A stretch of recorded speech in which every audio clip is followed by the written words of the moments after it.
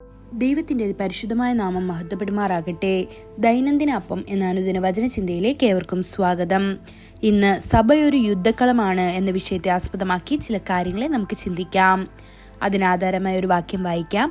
സങ്കീർത്തനങ്ങൾ 133 അധ്യായം 1 മുതൽ 3 വരെയുള്ള വാക്യങ്ങൾ. ഇതാ സഹോദരന്മാർ ഒത്തൊരുമിച്ച് വസിക്കുന്നത് എത്ര ശുഭവും എത്ര മനോഹരവുമാകുന്നു. അത് വസ്ത്രത്തിന്റെ വിളുമ്പിലേക്ക്, നീണ്ടുകിടക്കുന്ന താടിയിലേക്ക്, അഹരോന്റെ താടിയിലേക്ക് തന്നെ ഒഴുകുന്നതായി. അവന്റെ തലയിലെ വിശേഷ തൈലം പോലെയും സിയോൻ പർവ്വതത്തിൽ പെയ്യുന്ന ഹെർമോനിയ മഞ്ഞു പോലെയുമാകുന്നു. അവിടെയല്ലോ യഹോവ അനുഗ്രഹവും ശാശ്വതമായുള്ള ജീവനും കൽപ്പിച്ചിരിക്കുന്നത്. ദൈവത്തെ ആരാധിക്കുകയും മഹത്വപ്പെടുത്തുകയും സ്തുതിക്കുകയും ചെയ്യുന്ന സ്ഥലമാണ് സഭ. കർത്താവിനെ ആത്മാവിലും സത്യത്തിലും ആരാധിക്കുന്നതിനായി നിരവധി ആരാധനാ യോദ്ധാക്കൾ ഉയർന്നു വരുന്നത് അവിടെയാണ്. അനേകം സുവിശേഷകരും പ്രാർത്ഥനാ യോദ്ധാക്കളും അവിടെ നിന്ന് എഴുന്നേൽക്കുന്നു.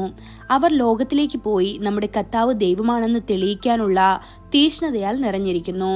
ഇന്ന് പല സഭകളും തെറ്റായ ഉപദേശങ്ങളിൽ ഭിന്നിച്ചിരിക്കുന്നു. ചിലരുടെ സ്വാർത്ഥത കാരണം അവർക്ക് ഐക്യത നഷ്ടപ്പെട്ടു. ചില സഭകളിൽ തെരഞ്ഞെടുപ്പ് പ്രഖ്യാപിച്ചാൽ മതി, ജാതീയത, സമ്പത്ത് കാണിക്കൽ, സ്ഥാനമോഹം തുടങ്ങി എല്ലാ തിന്മകളും കെട്ടഴിച്ചു വിടാൻ തുടങ്ങുന്നു. അങ്ങനെ സാത്താൻ സഭകളെ ഒരു യുദ്ധക്കളമാക്കി മാറ്റുന്നു.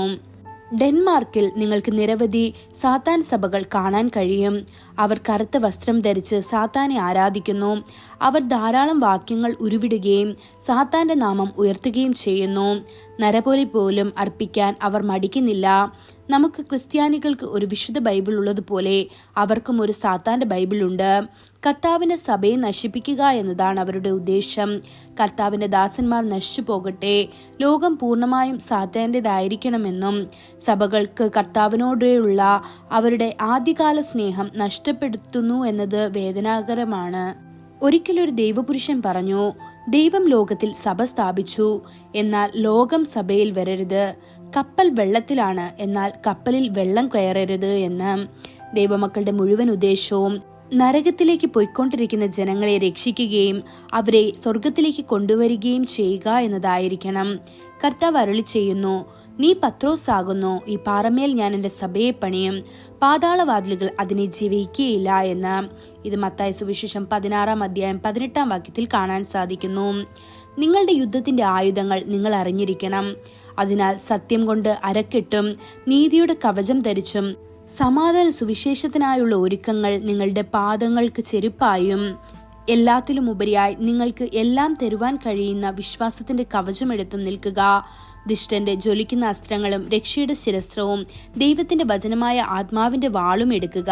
ഇത് എഫേസ്യർ 6 അധ്യായം 14 മുതൽ 17 വരെയുള്ള വാക്യങ്ങളിൽ കാണാൻ സാധിക്കും. ദൈവമക്കളെ, നിങ്ങളുടെ എല്ലാ യുദ്ധങ്ങളിലും നിങ്ങൾക്ക് വിജയം നൽകാൻ കർത്താവായ ദൈവം നിങ്ങളോടൊപ്പമുണ്ട്. ഈ വചനങ്ങളാൽ ദൈവം നമ്മെ ഓരോരുത്തരെയും അനുഗ്രഹിക്കുമാറാകട്ടെ. കൂടുതൽ ധ്യാനത്തിനുള്ള വാക്യം അപ്പോസ്തല പ്രവൃത്തികൾ 2 അധ്യായം 47 വാക്യം. ദൈവത്തെ സ്തുതിക്കുകയും സകല ജനത്തിന്റെയും കൃപ അനുഭവിക്കുകയും ചെയ്തു. കർത്താവ് രക്ഷിക്കപ്പെടുന്നവരെ ദിനം പ്രതി സഭയോട് ചേർത്തുകൊണ്ടിരുന്നു. ഇന്നത്തെ ബൈബിൾ വായന രാവിലെ യെഹെസ്കേൽ 33-34 അധ്യായങ്ങൾ, വൈകുന്നേരം 1 പത്രോസ് 5 അധ്യായം. ആമേൻ.